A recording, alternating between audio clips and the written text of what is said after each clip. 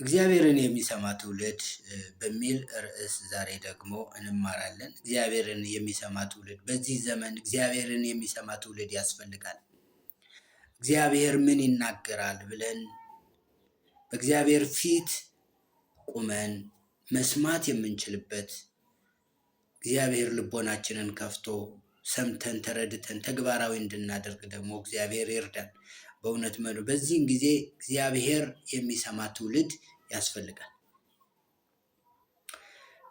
አባቶቻችን እግዚአብሔርን ሰምተው ይህን ቃል ይህን መጽሐፍ ቅዱስ እንዲታተም ለእኛ ሕይወት እንዲሆነን ለእኛ መመሪያ እንዲሆነን ደግሞ ይህን ሰምተን ደግሞ ለሌሎች ወንጌልን መስበክ እንድንችል እግዚአብሔርን ሰምተን መናገር እንድንችል ማስተማር እንድንችል የረዳን እግዚአብሔር ስሙ ይባረክ። በአባቶች ጊዜ የተነገረው ቃል ዛሬም ይነገራል። የሚሰማ ትውልድ ያስፈልጋል። ሰምቶ ደግሞ ተግባራዊ የሚያደርግ ትውልድ ያስፈልጋል። ስለዚህ በዚህን ጊዜ እግዚአብሔርን የሚሰማ ትውልድ በሚል ቃል ዛሬ ደግሞ እንማራለን። ክብር ሁሉ ለእርሱ ይሁን። ዛሬ የሚሰማ ትውልድ ያስፈልጋል። ባለመስማታችን እየተጎዳን ነው ያለነው። እግዚአብሔርን ባለመስማታችን ዛሬ እኛ እንናገራለን። እኛ ብቻ ተናግረን እግዚአብሔር ሳይናገረን ከቀረን እግዚአብሔርን ድምፅ መስማት ካልቻል ምንም ከንቱ ነው። እኛ ብቻ ብንናገር ምን ያደርጋል? እግዚአብሔር ቢናገር ግን ለውጥ አለ። እግዚአብሔር ከተናገረ ግን ለውጥ እናገኛለን። ስለዚህ እግዚአብሔር ዛሬም ይናገራል። ቀደምት በተናገረው ለአባቶች በነገረው መሰረት ዛሬም እግዚአብሔር አለ፣ ዛሬም ይናገረናል። ስለዚህ ግን የሚሰማ ትውልድ ያስፈልጋል። ዛሬ የሚሰማ ትውልድ ያስፈልጋል። እግዚአብሔር ይናገራል። ስለዚህ ርዕሴ ምንድን ነው? እግዚአብሔርን የሚሰማ ትውልድ በሚል ርዕስ እንማራለን ዛሬ። እግዚአብሔርን የሚሰማ ትውልድ መጽሐፍ ቅዱስ ሕዝቅኤል ላይ እንደዚህ ብሎ ይናገራል። ምዕራፍ 2 ቁጥር 1 ላይ ጀምሮ እንደዚህ ይላል። እርሱም የሰው ልጅ ሆይ በእግርህ ቁም፣ እኔም እናገርሃለሁ አለኝ። በተናገረኝም ጊዜ መንፈስ ገባብኝ፣ በእግሬም አቆመኝ። የሚናገረኝንም ሰማሁ። እርሱም እንዲህ አለኝ፣ የሰው ልጅ ሆይ በእኔ ላይ ወደ አመፀኞች ሰዎች ወደ እስራኤል ልጆች እልክሃለሁ ብሎ ሲናገር እንሰማለን። እግዚአብሔር ስም የተባረከ ይሆን። ምክንያቱም እግዚአብሔር መልካም አምላክ ነው። ምሕረቱ ቸርነቱ እጅግ ብዙ የሆነልን ጌታ ስሙ ለዘላለም የተባረከ ይሆን። ስለዚህ እግዚአብሔርን የሚሰማ ትውልድ በዚህ ዘመን ያስፈልጋል። እግዚአብሔር ይናገራል። ያልተናገረበት ጊዜ ያልተናገረበት ዘመን የለም። ግን የሚሰማ ትውልድ ግን ያስፈልጋል። ስለዚህ ሕዝቅኤልን እንደዚህ ብሎ ሲናገረው እንመለከታለን። ቁም አለው። በእግርህ ቁም እኔም እናገርሃለሁ ብሎ ሲናገር እንሰማለን። ዛሬም እግዚአብሔር እንዲሁ ነው የሚለን። የእኔን ንግግር ስሙ ነው የሚለን። አንዳንድ ጊዜ እንጸልያለን፣ እንጮሃለን፣ እኛ ብዙ ነገሮች እናገራለን። ግን ቆም ብለን የእግዚአብሔርን ድምፅ ግን አንሰማ። በቃ ልክ ተናገርን፣ ጮህነ፣ አለቀስን፣ ጥለን ውልቅ ነው የምንለው። እግዚአብሔር እስኪናገረን ጊዜ እንኳን አንሰጥም። ልክ የስብከት ጊዜ ሲሆን፣ ልክ እግዚአብሔር ሊናገረን ባለ ጊዜ ጥለን እንወጣለን። ስለዚህ እግዚአብሔርን ሳንሰማ እግዚአብሔር ያለንን ሳንሰማ ጥያቄያችን ሳይመለስ ሁልጊዜ እንዲሁ እንኖራለን ማለት ነው። እስኪ እግዚአብሔርን የሚሰማ ትውልድ ያስፈልጋል። እስኪ እኔ እግዚአብሔርን እሰማለሁ፣ እግዚአብሔር ይናገረን። እግዚአብሔር የሚሰማ ትውልድ እጅግ አስፈላጊ ነው። ስለዚህ ነው ሕዝቅኤልን እግዚአብሔር መልእክተኛ አድርጎ ሊልከው ፈለገና እግዚአብሔር በፊቴ ቁም አለው። በፊቱ እንዲቆም አደረገ። ስለዚህ እርሱም ትእዛዙን ሲሰማ የእግዚአብሔርን ድምፅ ሲሰማ መንፈስ ገባብኝ ይላል። ዛሬም እግዚአብሔር መንፈሱን ይላክልን።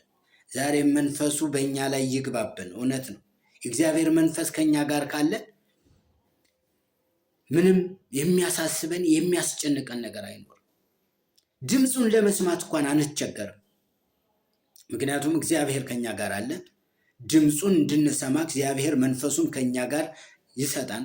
መንፈሱ በእኛ ላይ አለ። መንፈስ ገባብኝ ነው የሚለው ሕዝቅኤል። ዛሬም የእግዚአብሔር መንፈስ ይግባብን።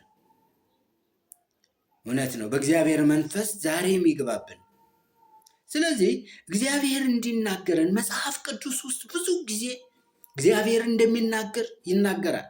ልጆቹም ደግሞ ድምፁን እንደሚሰሙ መጽሐፍ ቅዱስ ይነግረናል።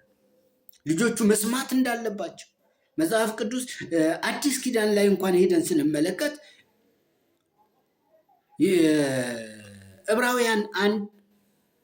ዕብራውያን ምዕራፍ 1 ቁጥር ከ1 እስከ 2 ስንመለከት እንደዚህ ብሎ ይናገራል። ከጥንት ጀምሮ እግዚአብሔር በብዙ አይነት በብዙ ጎዳና ለአባቶች በነቢያት ተናግሮ ሁሉን ወራሽ ባደረገው ደግሞ ዓለማትን በፈጠረበት በልጁ በዚህ ዘመን መጨረሻ ለእኛ ተናገረን ይላል። እግዚአብሔር ስም የተባረከ ይሆን። በዚህ ዘመን ደግሞ ለእኛ ምን አለን? ተናገረን። ለአባቶች በነቢያት ተናግሮ ነበረ።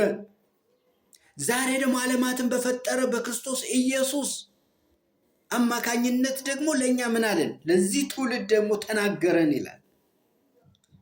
እግዚአብሔር ስም የተባረከ ይሁን። ዛሬ የሚሰማ ትውልድ እንጂ እግዚአብሔር ሁል ጊዜ ይናገራል። ዛሬ ቆም ብሎ አረፍ ብሎ ልቡን በእግዚአብሔር አሳርፎ የሚሰማ ሰው ነው እንጂ እግዚአብሔር ያጣው። እግዚአብሔር ከመናገር ተቆጥቦ አያውቅም። ዛሬም እግዚአብሔር ይናገራል፣ እኛም እንሰማለን። እንድንሰማ ደግሞ የተረጋጋ ልብ እንዲሰጠን እግዚአብሔር ይርዳን።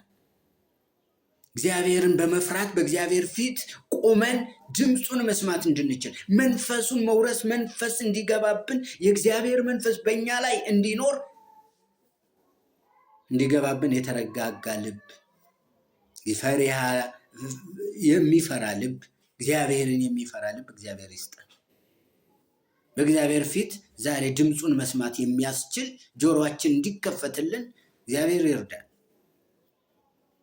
ጆሮ የተከፈተለት ሰው እንደዚህ ነው የሚለው፣ ቆምኩኝ ይላል።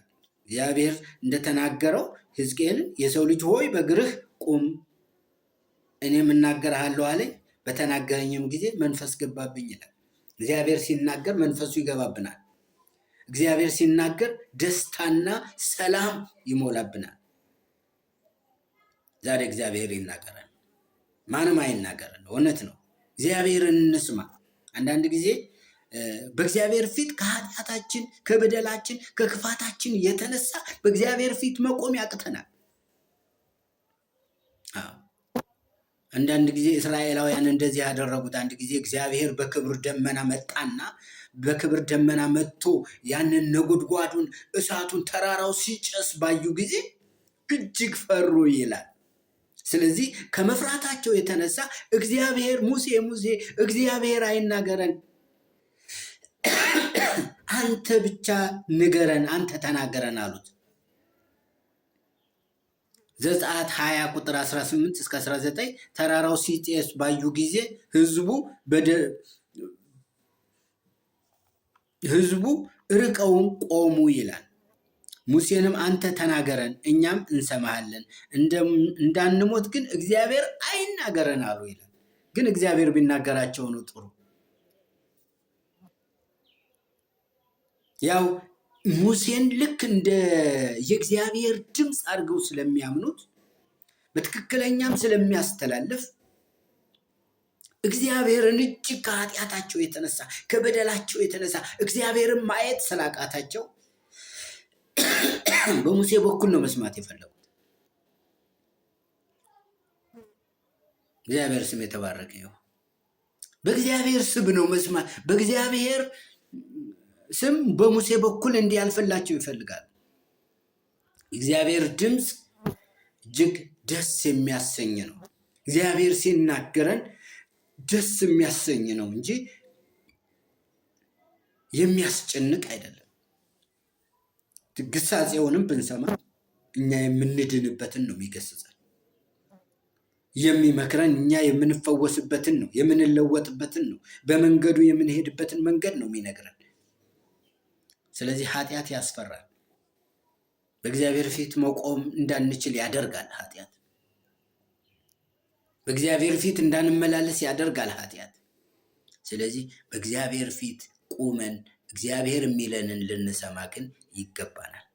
እግዚአብሔር ስም የተባረከ ይሁን። ስለዚህ ነው ሌላው እግዚአብሔር ሲናገር ብዙ ቦታ ላይ እንደሚናገረን ይናገራል። እንግዲህ ኃላፊነት መስማት ላይ እንጂ በእግዚአብሔር መናገር ላይ አይደለም። ኃላፊነታችን በመስማታችን ላይ። አሁን እግዚአብሔር ሁልጊዜ ተናጋሪ ነው። ሁልጊዜ ክብሩን ገልጧል፣ ይናገራል። ለሚሰሙት ሁልጊዜ ተናጋሪ ነው። በሁሉም ቦታ በሁሉም ስፍራ ላይ እግዚአብሔር ከመናገር ተቆጥቦ አያውቅም። እግዚአብሔር ይናገራል። ስለዚህ የሚሰማ ትውልድ ግን ይፈልጋል። ዛሬ እግዚአብሔር እንዲናገረን እኛም ለመስማት የተዘጋጀ እንድንሆን እግዚአብሔር ይርዳል። እንዘጋጅ፣ እግዚአብሔር እንዲያስተምረን። ስለዚህ ሌላው ጌታ ኢየሱስ እንደሚናገረን ደግሞ ሲናገረን በመጽሐፍ ቅዱስ በጎቼ ድምፄን ይሰሙታል፣ የራሱን በጎች በየስማቸው ጠርቶ ይወስዳቸዋል ይላል። ይህን የተናገረው ኢየሱስ የራሱን በጎች ምን ይላቸዋል? ይናገራል። በስማቸው ጠርቶ ድምፁን ያሰማል። እነሱም ይሰሙታል፣ ያውቁታል። ድምፁን ያውቁታል። የእርሱ የሆኑት በሙሉ ያውቁታል ድምፁን። እግዚአብሔር ሲናገረን እግዚአብሔር የተናገረውን ቃል እኛም እናውቀዋለን። እግዚአብሔር ነው የተናገረኝ ብለን እንድንረዳ ያደርጋል እግዚአብሔር። ስለዚህ በመንፈሱ ይጠብቀናል። መንፈሱ ከኛ ጋር እንዲገባብን ያደርጋል መንፈስ ቅዱስ። እግዚአብሔር ስም የተባረከ። ዛሬም በእግዚአብሔር ፊት እንዲናገርን በእግዚአብሔር ፊት መቆም ያስፈልገናል። በእግዚአብሔር ፊት መቆም ያስፈልገናል። እግዚአብሔር ይናገራል። ድምፁን ደግሞ ልንሰማ ይገባናል፣ ልናውቀው ይገባናል። የእርሱ የሆኑት ደግሞ ያውቁታል ድምፁ። የእግዚአብሔር የሆኑት ያውቁታል ድምፁ። እግዚአብሔር ስም የተባረከ ይሁን። ሌላው ያዕቆብም ደግሞ ምዕራፍ 1 ቁጥር 19 ላይ ስለዚህ የተወደዳችሁ ወንድሞች ሆይ ሰው ሁሉ ለመስማት የፈጠነ ለመናገር የዘገየ ይሆን ይላል። ለመስማት ምን የፈጠነ፣ ለመናገር ግን የዘገየ። አያችሁ፣ ክርስቲያን ለመስማት የፈጠነ መሆን አለበት። ለመናገር ግን አስቦ ተረጋግቶ መናገር አለበት። አይቸኩልም ለመናገር። ምክንያቱም የእግዚአብሔር ሰው የሆነ ሰው፣ ከእግዚአብሔር የሚሰማ ሰው ለመስማት ነው የፈጠነው። ለመስማት የፈጠነ መሆን አለበት። ለመናገር ግን የዘገየ መሆን አለበት። ምክንያቱም መናገር ብዙ ማሰብ ይጠይቃል። መናገር ብዙ ማሰላሰል ይጠይቃል፣ ማስተዋል ይጠይቃል፣ ንግግሮችን መምረጥ ይጠይቃል፣ ቃላቶችን መምረጥ ይጠይቃል።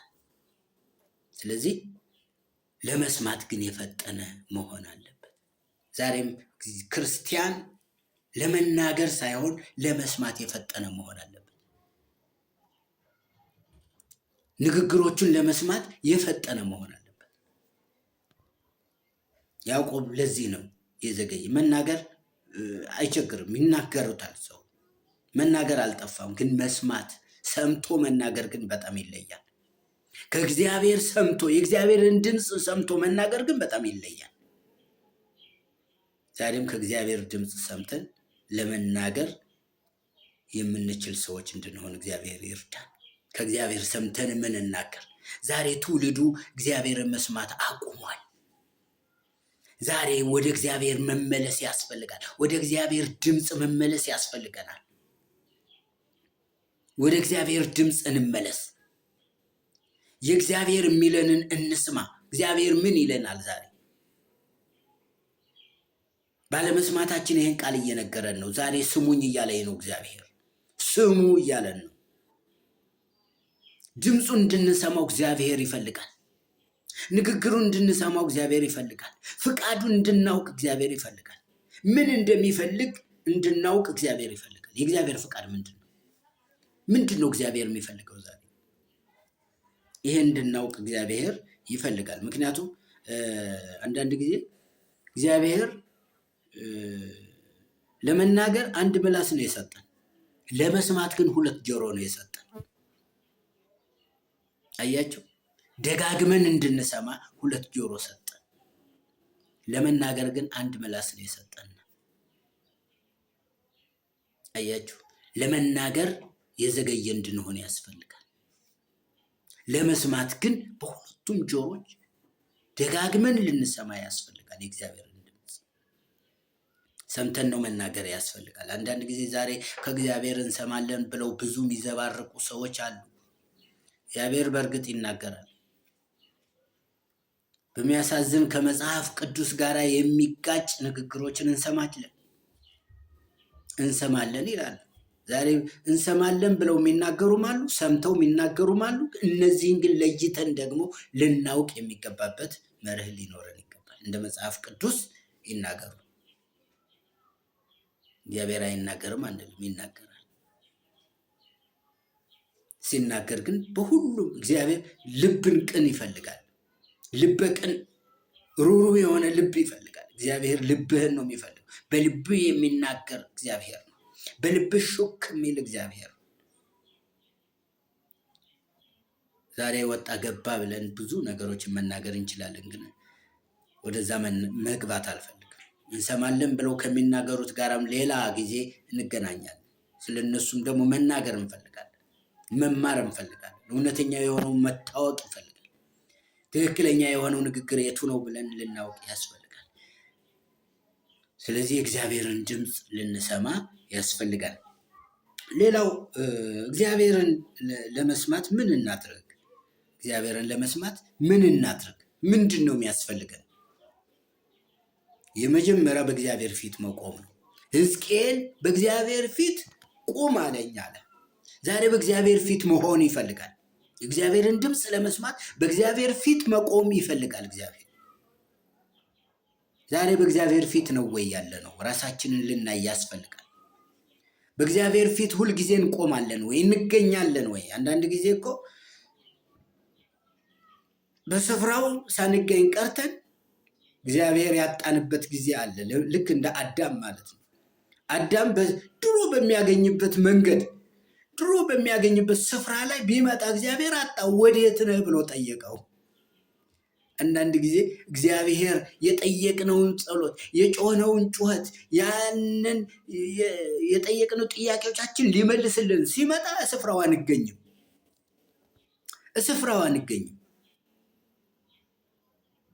ዛሬም ከስፍራው እግዚአብሔር በስፍራው እንድንገኝ ይርዳል። ስፍራችን ሳንለቅ በስፍራችን እንድንገኝ፣ በፊቱ እንድንገኝ፣ ሁልጊዜ በፊቱ እንዳንጠፋ እግዚአብሔር ይርዳል። ዛሬ በእግዚአብሔር ፊት መቆም እጅግ አስፈላጊ ነው። በእግዚአብሔር ፊት ቁም አለኝ ይላል ሕዝቅኤል። በእግርህ ቁም እኔም እናገርሃለሁ አለኝ።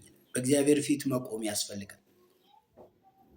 ዛሬ እግዚአብሔር እንዲናገርህ ከፈለግ፣ እግዚአብሔር እንዲመልስልህ ከፈለግ፣ ጥያቄን እንዲመልስልህ ከፈለግ በእግዚአብሔር ፊት ምን ማለት መቆም። በእግዚአብሔር ፊት መቆም ያስፈልጋል። እግዚአብሔር ስም የተባረከ ይሁን። ስለዚህ ነው በእግዚአብሔር ፊት መቆም።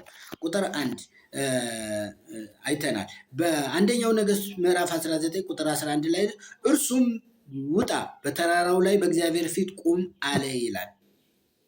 በተራራው ፊት ቁም አለ ይላል። ኤልያስን ነው የተናገረው። ኤልያስን በተራራው ፊት ቁም ብሎ ሲናገር ሆነ። ድምፁን ለማሰማት፣ ድምፁን ለመናገር እግዚአብሔር በተራራው ፊት ምን በል ቁም ብሎ ለኤልያስ ሲናገረው እንሰማለን። ዘፍጥረት ላይም አብርሃም ግን በእግዚአብሔር ፊት ገና ቁሞ ነበረ ይላል። አብርሃምም ስለ ሰዶምና ገሞራ ሲማፀን ሲለምን በእግዚአብሔር ፊት ቁሞ ነው። እባክህ ማርልኝ እያለ ሲጮህ ነበረው። ምህረትን ሲጠይቅ የነበረው። ለሰዶም ምህረትን ይጠይቅ ነበር አብርሃም። ይጸልይ ነበር እባክህን ብሎ። ገና በእግዚአብሔር ፊት ቆሞ ነበረ ይላል። መቆም እጅግ አስፈላጊ ነው። በእግዚአብሔር ፊት መቆም እጅግ አስፈላጊ ነው። ስለዚህ የእግዚአብሔርን ፊት ማየት፣ በእግዚአብሔር ፊት ቆሞ ድምፁን መስማት ከኛ ይጠበቃል። ሌላው በመንፈሱ መወረስ ነው።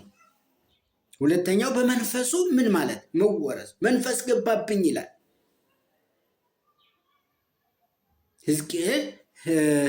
ሕዝቅኤል ምንድን ነው የሚለው? መንፈስ ገባብኝ፣ በእግሬ በቆምኩ ጊዜ እሱ ሲናገረኝ መንፈስ ቅዱስ ምን አለብኝ? መንፈስ ገባብኝ። መንፈስ ቅዱስ ገባብኝ ማለት በመንፈስ ተወረስኩኝ፣ በእግዚአብሔር መንፈስ ተወረስኩኝ አለ።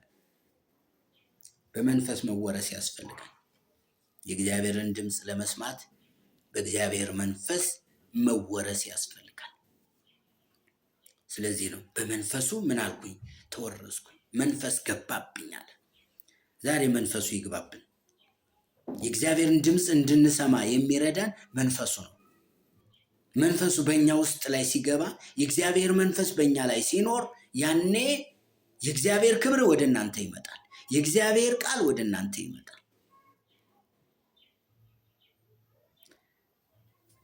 ዘኍልቍ ምዕራፍ 14 ቁጥር 24 ላይ ባሪያዬ ካሌብ ግን ሌላ መንፈስ ከእርሱ ጋር ስለሆነ ፈጽሞ ስለተከተለ እርሱ ወደ ገባባት ምድር አገባዋለሁ ይላል። ካሌብን